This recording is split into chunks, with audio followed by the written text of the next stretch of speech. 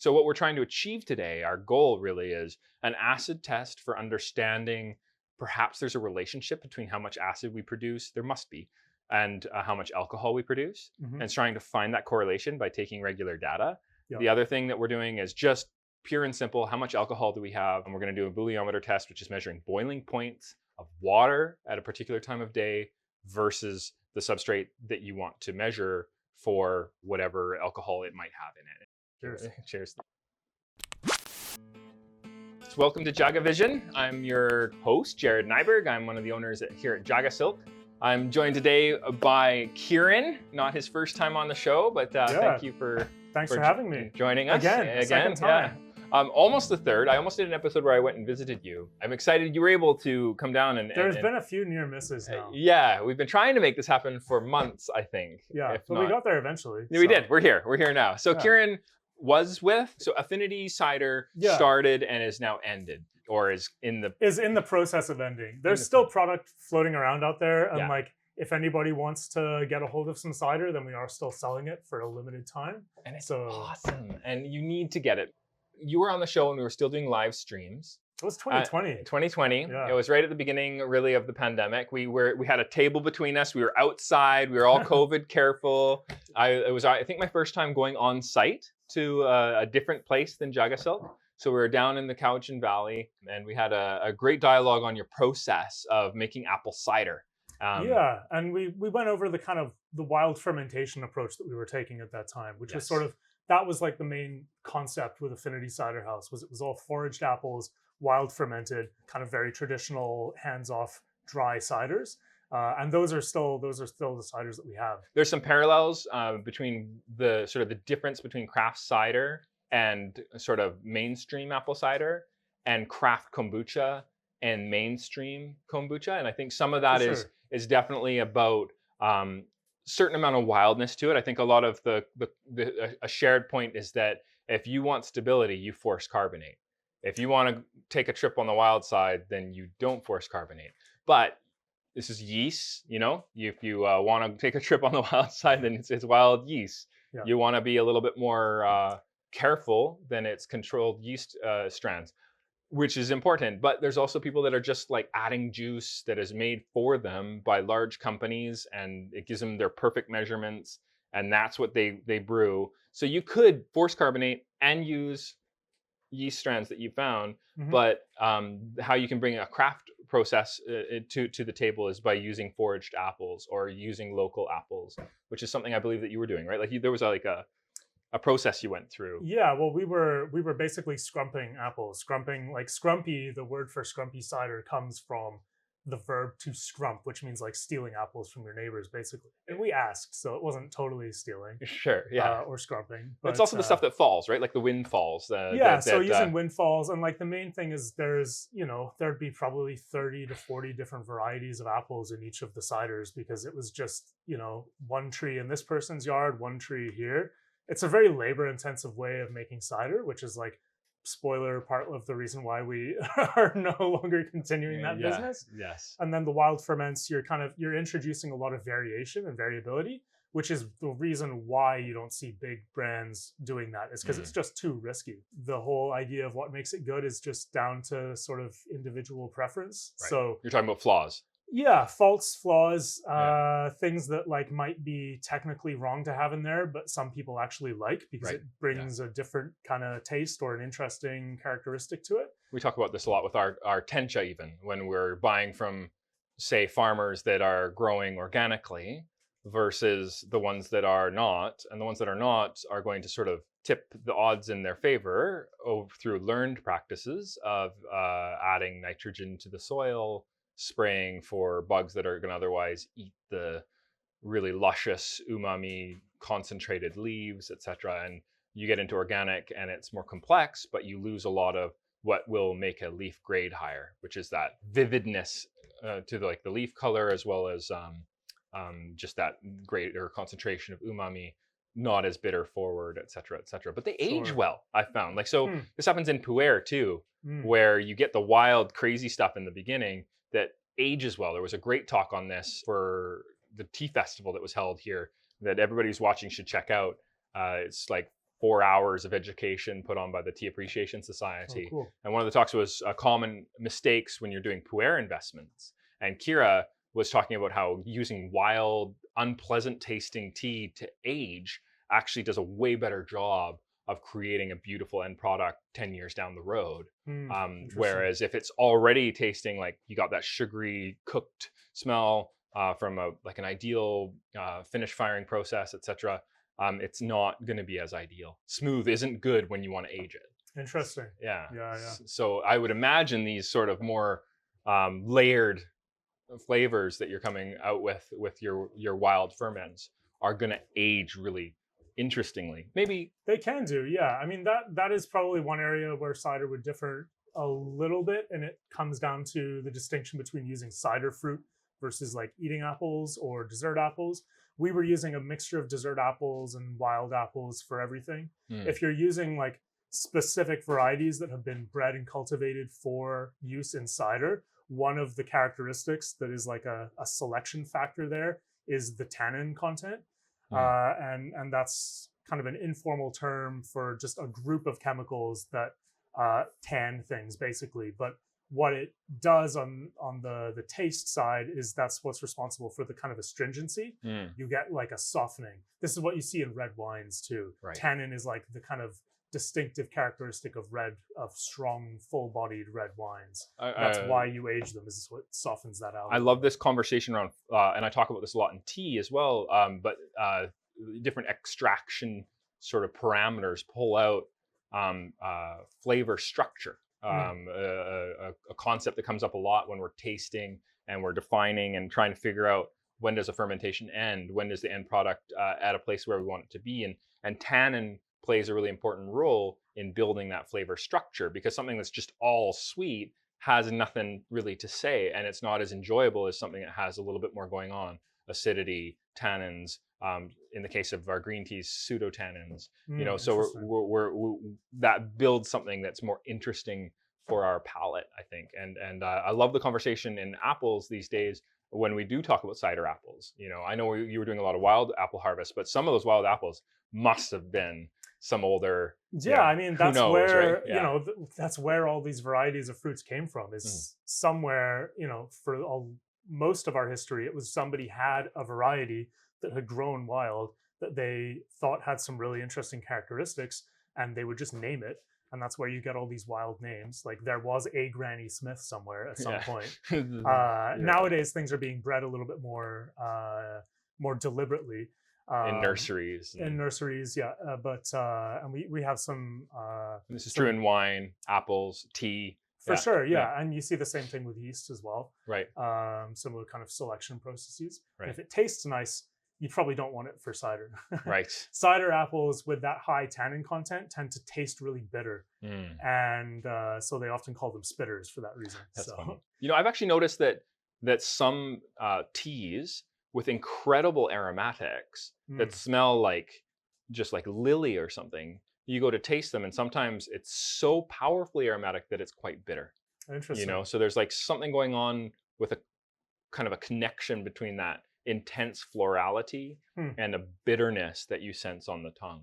Yeah, that's interesting. I don't know too much about the different chemical compounds that are responsible for the aroma versus the sort of the taste, the bitter, sweet, sour characteristics in teas. In ciders, the tannins are very much responsible for the taste. The aroma is sort of all those volatile compounds, right? That actually come mostly from the yeasts, the sort of esters that you get. That's all stuff that is produced during fermentation, right? But it's produced from precursors that are found more or less in different varieties of fruits. The more that I taste tea, the more I taste wine, ciders, etc., I start to convince myself that a lot of what I'm tasting that I associate with like tastes like apple or pineapple is entirely esters, like these flavor compounds that are generated through this production process. And I feel like, when I get this sort of like crimson tea sort of like authentic flavor from a particular region, say like the Assam Valley or Yunnan, that has its distinctive chocolate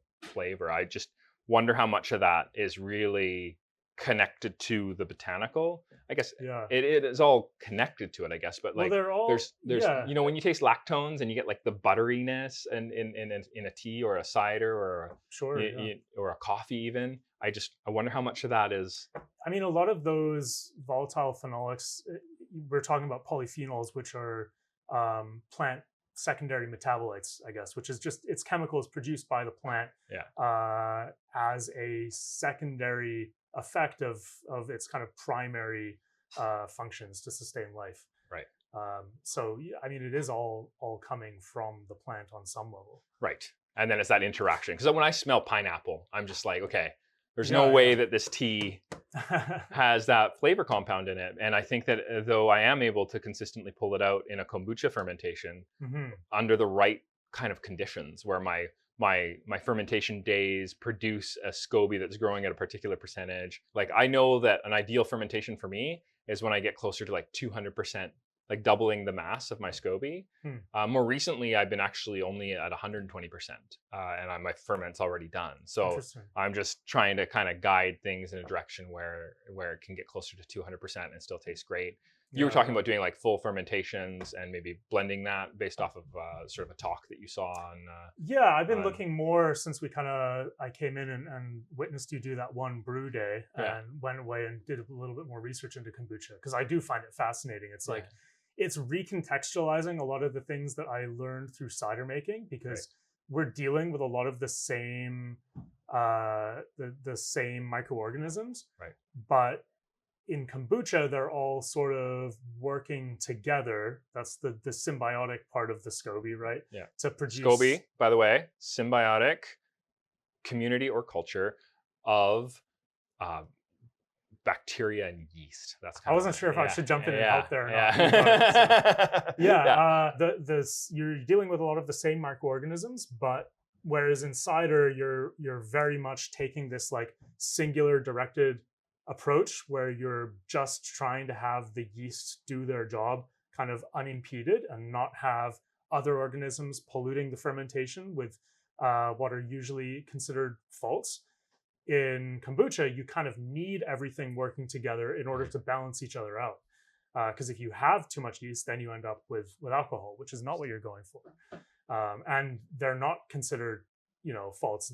There's that kind of magical equilibrium you hit where they're all working together to produce this really nice end product. That's very metaphorical. That's metaphorical for an ideal society. Yeah, that's There good. you go. Yeah. So a society of we also want to understand acetic acid because acetic acid plays a big role. Something that we've noticed is that when we have a lot of sugar and a lot of acid, you can't necessarily taste where the acid is on an empirical level. Doing what we're about to do today is going to give us a really good sense of how much acid did we develop through the fermentation, and perhaps will give us a better idea of the health of our process. And see how consistent we can be from one batch to the next in producing one of the big goals of kombucha, which is acetic acid, right? Sure, and other acids, but most predominantly for sure. acetic. Yeah. I think, the best tool you have is always your sensory organs, your nose and your mouth for tasting things. But the point at which you're tasting is generally kind of further towards the end or at the end. And so if you can pull out certain quantitative measures that you can take before and during a fermentation, then it just gives you a lot more tools to get kind of a better handle on overall quality control. Right. And critical control to a certain extent, although the only real critical control point you have with kombucha, I'd say, is making sure your pH is below like 3.8 or 4. 4.5 technically, but 4.5, sure, yeah. So you don't at have least botulism, right? Yeah, so that you don't have other pathogens in there that you have to worry about. But then you've got all these other characteristics for a quality control standpoint.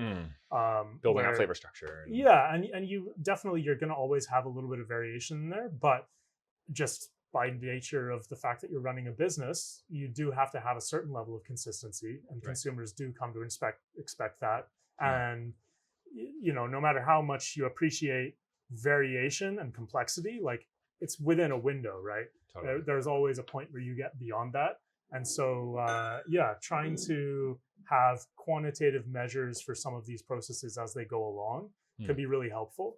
And titratable acidity, distinct from pH, is really valuable for that because it does correlate one-to-one with the sort of sensory component of it. Like when you're tasting how sour something is, you're tasting the total acidity, the titratable acidity in there. You're not necessarily tasting the pH. When I've always, like, when I notice that a pH is quite low and a sugar level is quite low, that makes me feel like I can taste that acidity more than is actually there, I think, is what I keep looping back to in my head. It's just so it's interesting because acidity gives us something. I don't know. Yeah, I don't know if we can. I find this so fascinating. Definitely tasting it, and that's what we're going to do, is the most important thing. This is what we're going to be testing today. And this one was a 6-day ferment. It's a little hard to see, but I do notice it seems like there's definitely a bit more cloudiness in this one. Yeah, yeah. So before even smelling it, I would assume that I'm going to get a little bit more of that kind of yeasty characteristics on this, because that's what will be making up a lot of that cloudiness, is just the sort of mass of the yeast that are still in solution. And I'm also going to assume that because there isn't if I put this in a bottle, I'm going to see a sugar reduction and an increase in carbon dioxide. So that carbon dioxide is carbonic acid. That's going to lend itself to a more balanced cup. So this is going to be an incomplete flavor when we taste it. And we just need to imagine what it's going to taste like post-carbonation. Yeah. So it should be on the sweeter side, which it is. Definitely, yeah.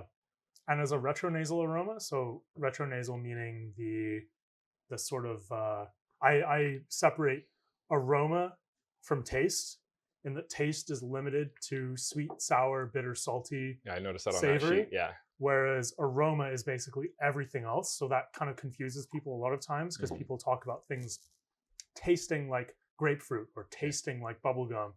I would limit those to being the kind of aroma. And then the aromas that you get after putting something in your mouth, those would be the retronasal aromas, because they're sort of coming up the back through the nose. We often talk about, we say retroolfactory, and it's the same. Exactly.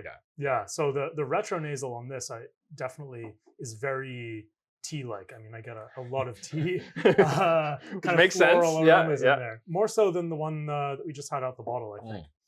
This is the same tea.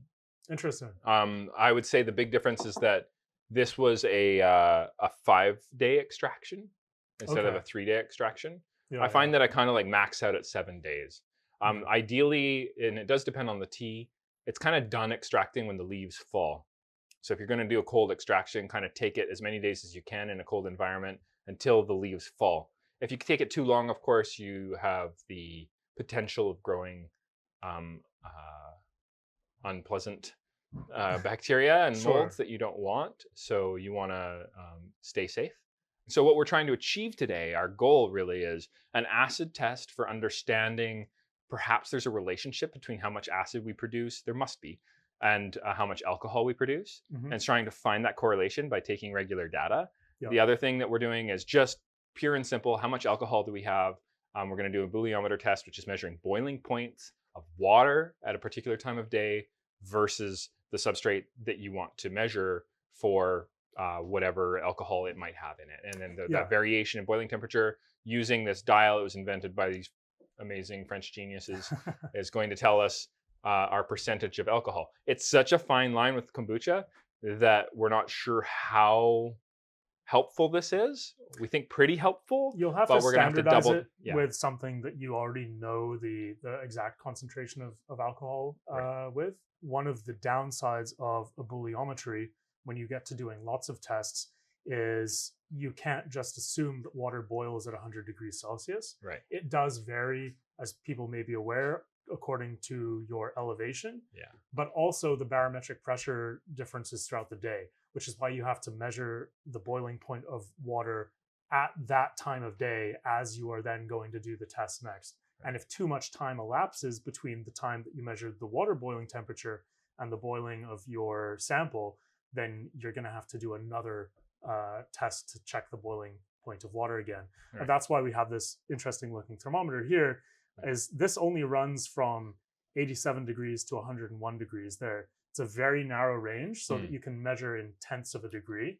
Amazing. Yeah, it's a special thermometer for this process. We're going to just know total acids. We don't know if that's all acetic acid, but the literature out there seems to say that the majority of the acid that we're measuring is going to be acetic acid, to the point where it's considered totally industry norm to take your total acid and list that as your acetic acid percentage. Ingredients are sodium hydroxide, so we should probably mask up and glove up and get all careful. Yeah. Do we need to be for what we're working with, or what? Yeah. Sodium hydroxide is a strong base, so having some protective eyewear and some gloves is the two main things. So what we're gonna do is load this thing, which is a burette, with your base. Okay. And the purpose of this is to your base is your sodium hydroxide. Sodium hydroxide. Okay. Sodium hydroxide. So okay. when you're filling the burette, you want to run a little bit through just to rinse the burette out before you add the full amount. So this guy. So that's just to catch your drop, and then just a real tiny bit there. And then you open your valve and let that run through. And that just kind of flushes everything. Yeah, and so you can close it. Yeah. Okay, it's closed.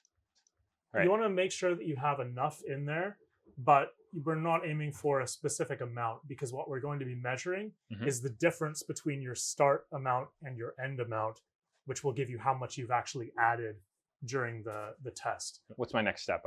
So you're going to pour in a good amount of sodium hydroxide. I would often just do it right up to 0? To 0 or to 1 in there. And that's fine, because what you want to do is just knock some of the air out of here by opening and closing it and letting that just run through.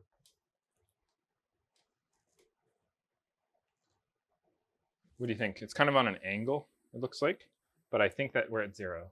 Yeah, I mean, if you're measuring from the bottom of the meniscus there, that's the main thing. Okay, what do I do next? So next, you want to add a purified water. In this case, we're using a distilled water. So you're going to add 100 mils approximately. You take your eyedropper and your indicator solution, which in this case is this that phenolphthalein there. Okay.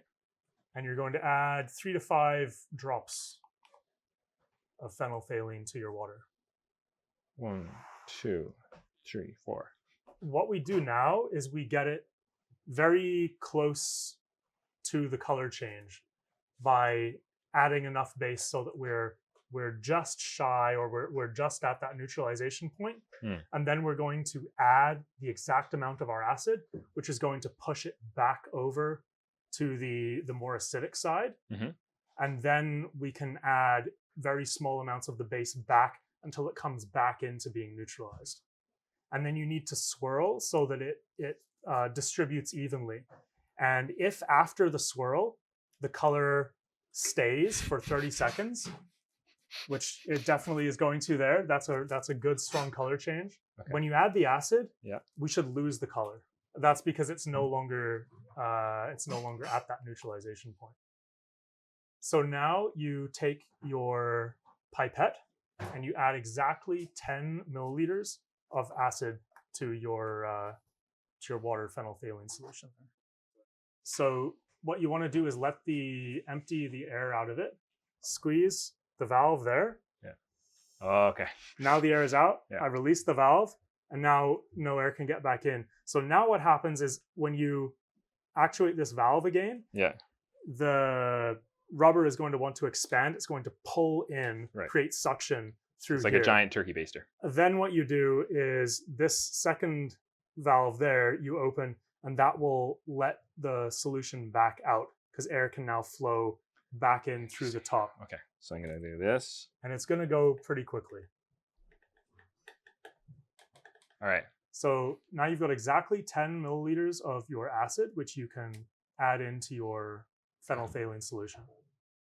And that should push us back onto the acidic side of the neutralization point, and therefore you'll lose that color change. Wow, that totally happened. Okay. There you go. Give that a little bit of a swirl to make sure that it's mixed in there well, although it looks like it is. Mm-hmm. This is the base addition that we need to measure very exactly. Okay. So what I'm going to do is get you to tell me what your initial reading on the burette is. 0.2. We're measuring from the bottom of the meniscus, so I would say 0.3 for that one. Very gradual additions here, and you're going to have to sort of be fairly dexterous here because you'll want to add a drop, swirl to fully incorporate it, and then add another drop and swirl and then fully incorporate it. See how that goes away? Mm. So what we're looking for is where's the point at which that color doesn't go away, where it stays pink. Similar, not quite as strong as you had it before, but that's the kind of point we're going for. That took a little longer to mix in. Yeah, you'll notice gradually it'll be changing. And so that kind of gives you an idea of the rate that you're going at as well. So you started at 0.3, you're up to 5 now. So you're getting definitely pretty close, and it's looking like it's starting to take on a little bit of a blush. So I'd say that kind of lines up. You can add one more just to see what it looks like when you have truly overshot the point. And then you swirl that in, and yeah, so you're definitely there, right? Because it hasn't taken you much further. The amount that was added is the difference between your final reading and your initial reading, which in this case was 5.7 milliliters. Yeah. There's going to be constants that you then multiply that by to get you to your reading in terms of grams per liter of your chosen acid. This is going to be again in acetic acid equivalents, so we're treating this as if it's all acetic acid. Yeah, is 3.4 grams per liter. 3.4 grams per liter, and that's because we know the acidity of this, right? The phenol. We know the concentration of the base, which is the sodium hydroxide. Yeah, what is that? We know that so this is 0.1 normality basically. Okay.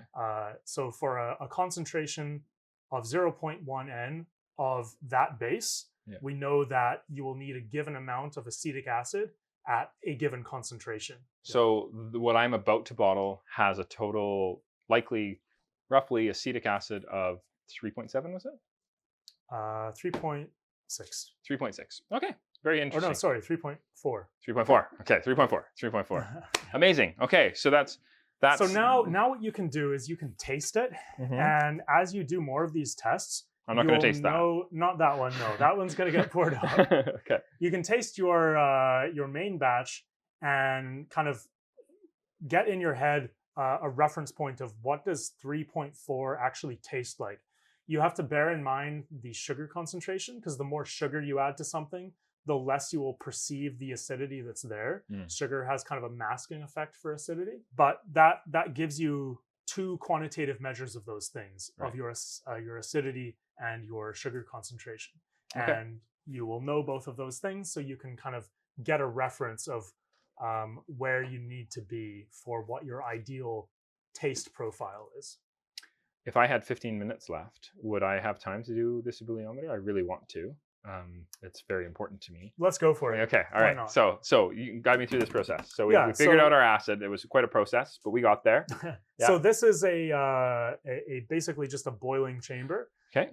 So if you were to look inside here, this would just be a hollow tube that comes through here and basically runs up, and you've got this chamber inside. It's got a chimney that comes out the top, and then this is just an access port for you to dip your thermometer through. Okay. The reason this looks like this is it's got an area where you pour in cold water to sit around the. This is what makes the condenser. So you have this area of colder relative temperature to the boiling chamber inside, and that's going to stop it from all boiling off. It'll kind of condense and run back in there.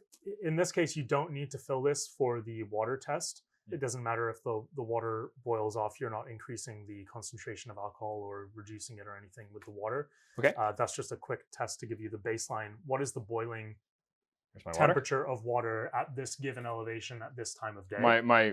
My water from my tap or distilled water? just for consistency's sake, I would use the distilled for now. Okay. So how much do I put in? What you're gonna want to do is I would pour it in through this access point, and just don't pour it in yet because this valve is open here. So that water is just gonna run straight through. What you can do is pass me that little plastic thing there, and I'll just catch the water as you pour it through. This is again similar to how we rinsed the burette with the sodium hydroxide before we did our sample. That's good there. We're just gonna rinse this out in case there was anything kind of in there. Yeah. And you would do that with your kombucha before as well, where if you were filling this with kombucha, you would just rinse with kombucha first. Makes sense. So now it's like a flushing of the line. Now that that's flushed out and fully evacuated, we pour in our measurement of a specific volume of water. So you've got this tube there. You're going to the lower of those two lines, the 15 milliliters. And then you're going to pour this right in through that top hole where the thermometer sits in the ebulliometer. In through the top hole. You should see me putting oil in my car, man. All over the engine. I don't know how I'm going to do this. Okay. You did fine. I did okay? Right. Better than me emptying it out. Okay. So now you can sit your thermometer back in there again. Okay. Doing it. You want to make sure that it's positioned in such a way that you can actually see the readings from where you're sitting. Isn't it better to adjust the thermometer once I reach boiling point and burn the latex onto my fingers? Either way you want to do it. Yeah, that'll work too. Okay, awesome. So that's in there. You've got here a spirit lamp, spirit meaning ethanol in this case. So it's just a little it's not alcohol. A metaphysical thing. I mean, it could be. Yeah, that might go above the 15-minute time limit here. Okay. So you're going to use, in this case, 95% ethanol, which I have a container of right here. There's my fuel. I have a little funnel. Would that help? Oh, you look at that. This is called skill. This is skill. I'm nicely obscuring that from the camera so they can't see what's going on. Amazing. Okay. We'll put that over there away from our flame. So you can light that up for us. Looks like we're going there. Wonderful. Now that just sits under there. That's going to kind of catch and funnel our heat up into our boiling chamber. Okay. Did this come with the ebulliometer, or is this an add-on piece? Yeah. So that all comes packaged together. Okay. So this is what they're suggesting. Like it's like because whenever I'm making, this reminds me of cheese fondue.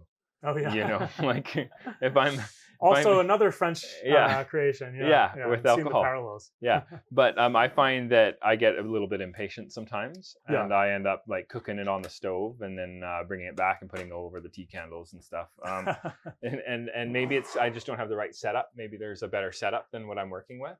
Maybe. And I guess when I look at something like this, I'm always like, okay, how do I make this more efficient? Because especially we have such a tight timeline today. If I could go back in time, I probably would have started the boil, which I think you had me do when we were visiting you. Yeah. And then we were doing them in tandem. And even the time you came over and you were doing a demonstration. Oftentimes when I have testing, I'll be doing multiple tests at the same time. And then I do have my ebulliometer going in the background. Could one get like one of those candles or the units that are used? Have you ever seen a siphon?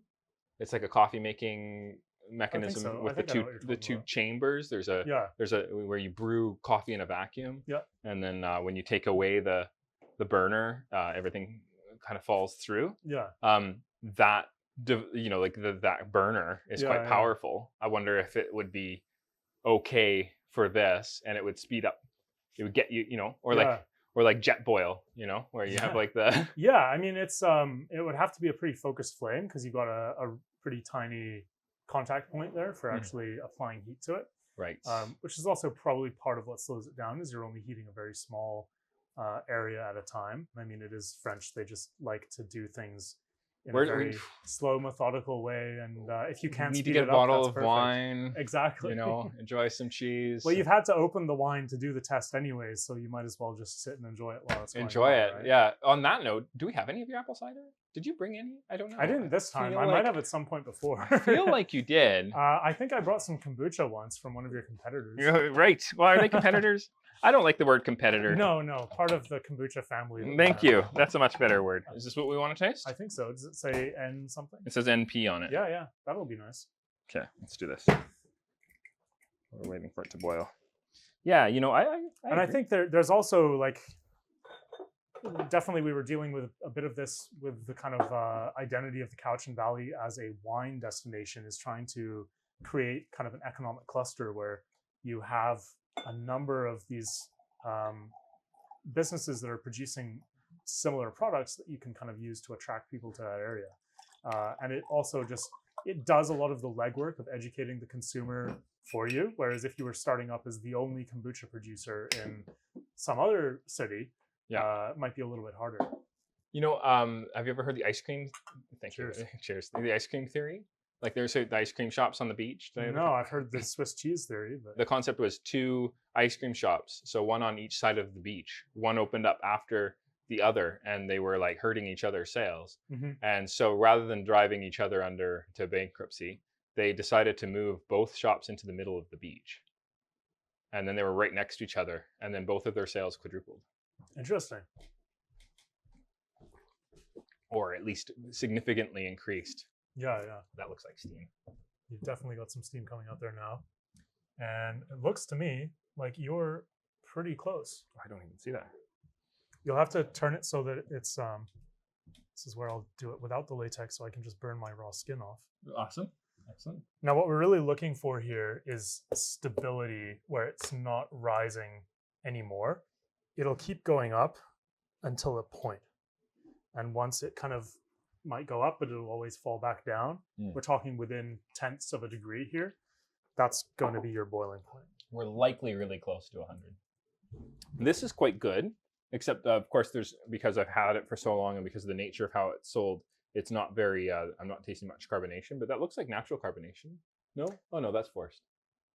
It's really hard to tell, honestly. I think it has more to do with the clarity of something and how much other stuff there is in there for it to bind to. Because that each solid that you have, even when we're talking about like just a really fine haze to something, that's solid suspended in solution, and each of those is going to be a nucleation point for the CO2. So if you have something that's a bit more cloudy, you'll see kind of smaller bubbles often. Yeah, that makes sense. So are you stable there, would you say? I think so. And what's our temperature on that?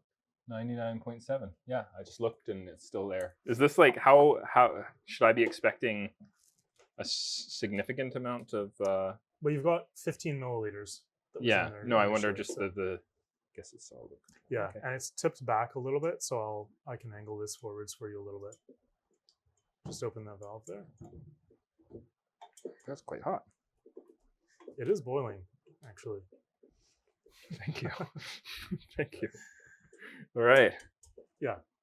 Okay. And you would take your thermometer out and lay that on a soft cloth somewhere. Cloth. How's that? It's better. Let's put it on top of the cloth. There you go. Okay. So now what do we do? Do you want to do the alcohol test on this as well? Yes. So you rinse through a little bit again. Okay. Right. Yeah, rinse through with the thing that you're going to be boiling.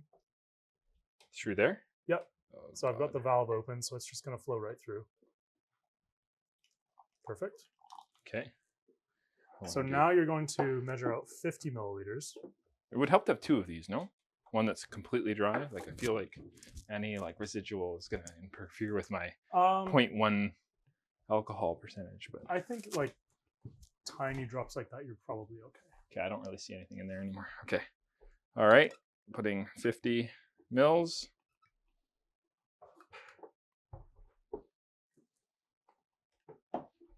Slightly over. There we go. I think is that in a good place? I think you're perfect. Okay. Thank you. Gonna make me cry. Okay. All right. And then in here. Yep. Oil right into all the boiling over. chamber. Oil all over the engine, Jared. You got this. So when you do that, you just get your friendly. See what I did there? Wonderful. Yeah, that's a good trick. I just need an eyedropper for when I'm putting oil in my car. Or a turkey baster. Yeah. Yeah. Have kind of a whole range of different sizes. Yeah. Depending on the size of the spill. Yeah. So now your Swill was a great word. Can go back in the top, and then we're going to relight the spirit candle and set it boiling again. That name. The one difference this time is that we will fill the condenser with cold water. for the main test. Because we don't want it to. We don't want it to all boil off. Yeah. Okay. I'm taking up a lot of your day. Hope you're still with me here. This is perfect. I had nothing else planned. You're amazing. Thank you so much. We are doing something with this disc, right? So the disc you're going to read off with your final reading, but we can set it up now because you have your boiling temperature of water. Yeah. Spin this inner dial Yeah. until that black arrow lines up with the boiling point of water, I think. 5, 6, 7. And then what you would do is, without moving the disc, Yeah. you'd take the boiling temperature of your sample, Yeah. and then you look across to the outer disc, and that will tell you your reading in degrees So if of alcohol. it's Alcohol at by volume. 98.7, then we're at 1%. Exactly. Oh wow. So that degree variation in boiling point is equal to that percentage in alcohol in this Yes. particular situation. There is a correction you have to do for sugar. That would give you an exact reading if this were dry. If there's sugar in there, it will throw that reading off a little bit. So there's a multiplication factor basically that provides a correction based on what your sugar concentration. So I is should in get my the mix. sugar concentration as well. Yes. Okay. Yeah. If you don't know that already, then having that on hand would be great. Actually, I do know that. Okay. So these are the tried and true tools that we've been using all along. So this is our pH meter. And then these are my 2 refractometers for measuring the sugar. Yeah, it's funny. We don't use refractometers in cider or winemaking because alcohol will throw off the reading. But speaking with other kombucha producers, it seems like it's pretty much standard for measuring the residual bricks even after fermentation in kombucha for some reason. I guess you're dealing with such small percentages of alcohol that people aren't as worried about the difference that that's going to make in the reading. So it looks like 4.7 on there. This is my my Atago. That's the digital refractometer. Yeah, 4.7. Yeah, it's equal. So Okay. I like the manual sort of analog refractometer to give me a nice equality there. So I just put it on here. It's like a telescope. You look through here pointing it at light. And are you seeing what I'm seeing? I'd say that's 4.7. Cool. So back to your initial example of if you had measured 99.7 Yeah. of, or sorry, 98.7, equating to 1 degree ABV. For 4.7 bricks of sugar, that would be equal to 0.96% ABV. Okay, so it just throws things off by 0.04, Yeah, which is that much. a big deal when, say, if we're really close to like 1.1, which is the legal limit in Canada. Different from the United States, which is 0.5. So yeah, and it seems like hard kombucha is more of a popular product elsewhere as well. Maybe not so much between Canada and the States, but between BC and other provinces because of our liquor laws. Yeah, makes sense. I think hard kombucha is quite interesting.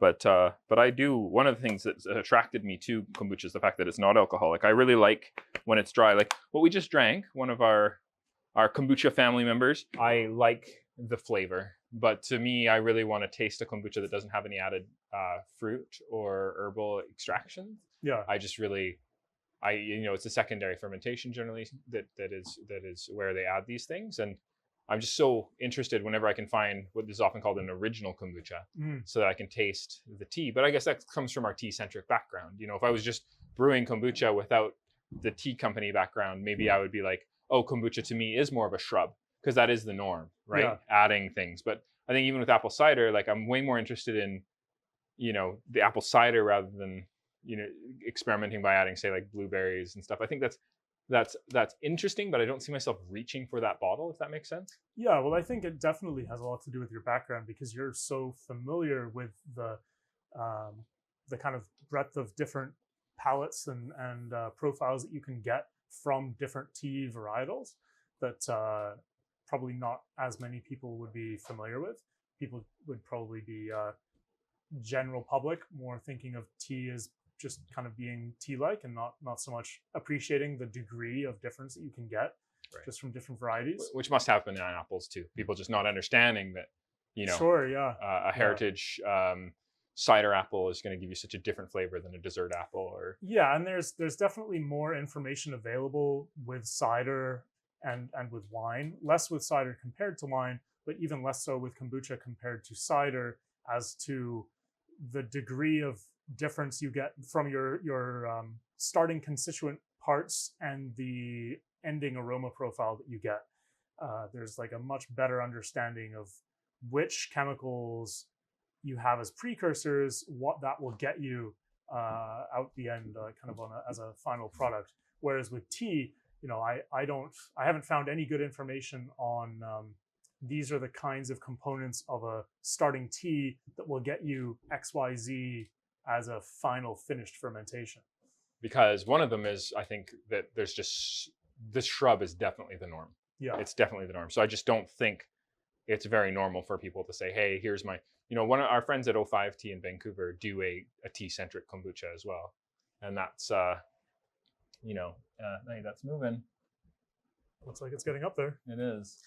We're getting up there with time too. So I've definitely seen and I think some GT other Dave's does an kombucha. original. Yeah, and I've seen other producers adapting the kind of the blending model that they're using to kind of get that that scalability and that predictability to tea, where instead of blending in with a flavor component like a fruit juice or raw fruit or other ingredients, they're blending in with a finished tea. Mm-hmm. So they might do their initial brew with kind of their base brew tea, which would be one of those lower quality teas you're talking about, and then they're blending in at the kind of end point more of a specialty tea. We've experimented with this thought process as well. Also, it's interesting to use the brew itself as basically an extraction, because alcohol in particular is one of the most, it's a great solvent. It's going to extract some flavor in a powerful way. Acetic acid seems, I think there's people saying that it doesn't work quite as well, but I think from just trial and error, we've tasted some fantastic extractions from extracting the tea in the ferment itself. And it's an interesting thought we have, is just like, how do we, in a perfect world for me, I would probably put the tea in it the whole time that it was fermenting. Yeah. That would be just ideal. I think you're right. They are slightly different products, because you will get some compounds that are only being produced as a result of the fermentation. Yeah. Coming from the yeast that you won't get in and I almost consider it like cheating, because I think of it like for me, it's weird. I have this weirdness where like I don't consider it cheating if somebody else does it.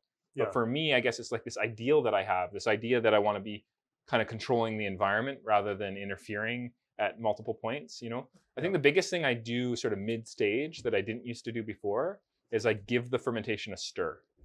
I noticed that just makes for a much nicer distribution of interesting sort of fermentation esters. Yeah. Whereas if I don't do that, then I end up getting a very bland ferment, and I'm less interested and excited by it.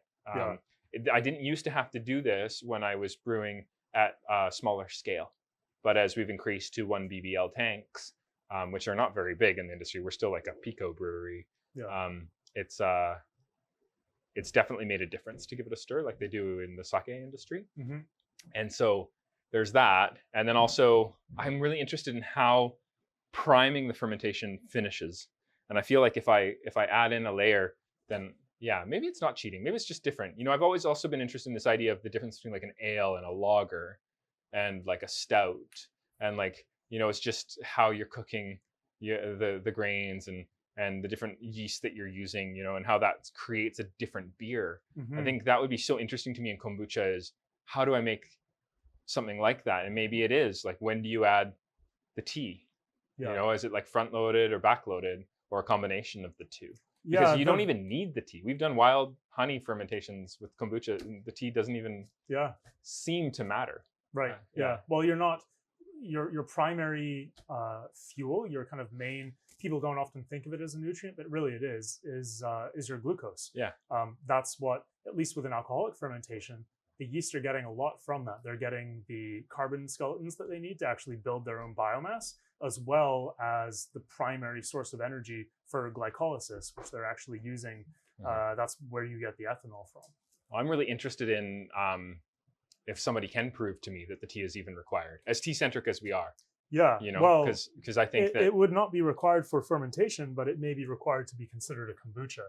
But that's partly due to the fact that we have all of these traditional fermented beverages that are really all variations on the same theme, but because of their cultural backgrounds, where they developed in the world, the very slight, minute differences in the kind of component parts, they have these different identities around them.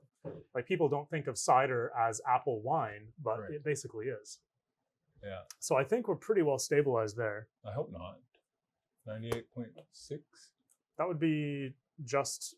That's just at about 1%. 1%. Woo! Woo! Okay. All right. And we got that on camera. So is that? Yeah, I think. Are we pretty stable there? That's where I saw it before when I checked as well. Yeah. So 98.6. Maybe. Am I lying to myself if I say it's closer to 98.6? I am. It's 98.6. You just moving it now just dropped it down to 98.5. 98.6. And then on our ebulliometer sort of meter here, that's 1.1, I think. And then we minus 0.04%. So, or 0.04 for the sugar. Yep. So I think we're at 1.96. 1.06. That's what I meant. There. Yeah. 1.96 would be illegal. Don't make that at home. Yeah. Okay. Wow. Whew. Just shaved in there. So what are some things we can do to reduce our alcohol content? And that'll be maybe my last question. And then I gotta drive so fast that it's like incredible. And yeah. So there's a few different things, right? The ratio of volume to surface area. Yeah. So let's turn that off, by the way. The deeper your tank, the more alcohol you're going to be producing is one way of looking at that. Mm-hmm. It's also when we harvest, right? So it's also when you harvest, because your alcohol production is going to kind of go up, peaking early. Mm-hmm.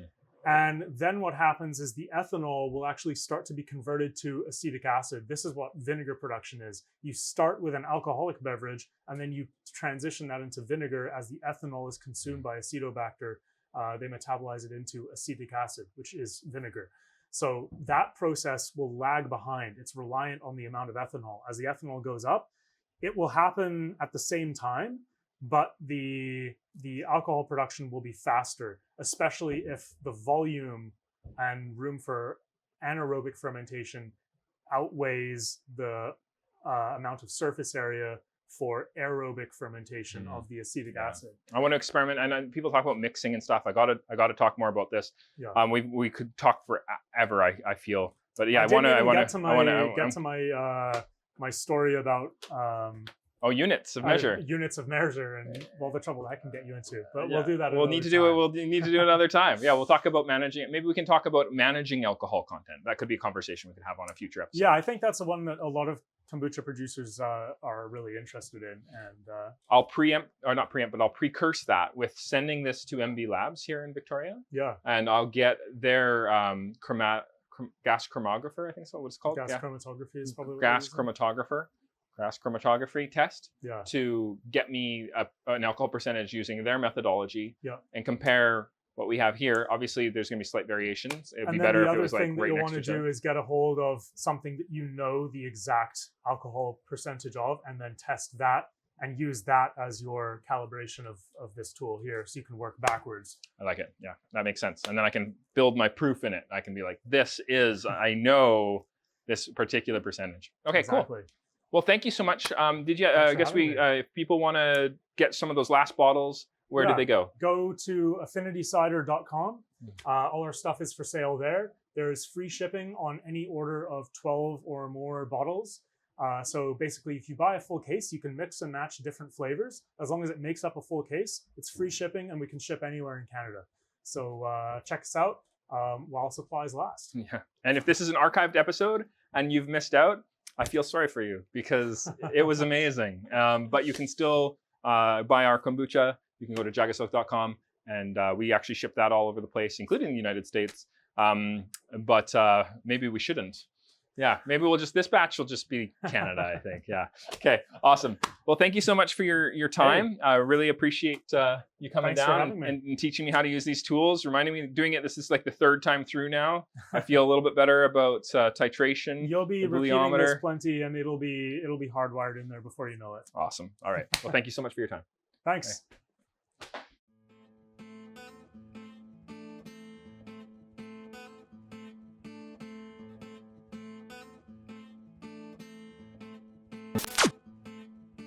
Watch previous JagaVision episodes. We put them up every week, whenever we can anyways. And we have different guests on, all sorts of fun stuff that you really need to check out.